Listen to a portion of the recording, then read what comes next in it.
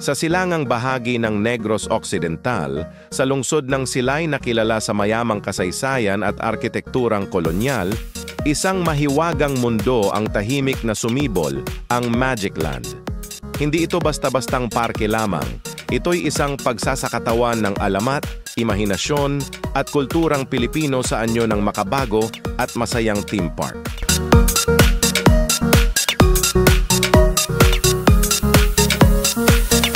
Itinatag noong 2019, ang Magic Land ay isinilang mula sa konseptong hinango sa alamat ng Bakunawa at 4 na mandirigmang kabataan na nagtatanggol sa kalikasan, sina Boy Bakunawa, Mara Marapara, Pat Patag at Kit Canlaon.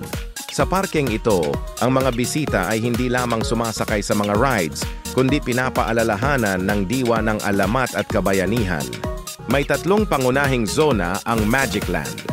Sa Cultural Zone, mararanasan ng Silay Eye, isang Ferris wheel na tanaw ang kabuuan ng Negros at ang Fantasy Carousel na puno ng detalyeng sining.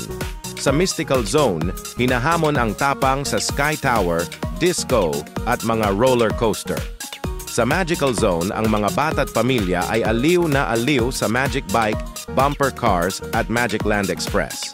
280 pesos lamang ang regular na entrance ticket at libre ito sa mga batang may taas na 3 feet pababa.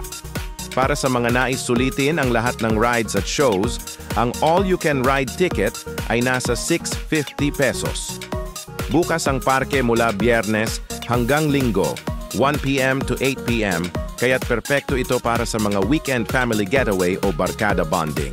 Ang Magic Land ay hindi lamang lugar ng kasiyahan, ito'y isang pamana, isang paalala na ang ating sariling alamat at kultura ay kayang isabuhay sa modernong anyo.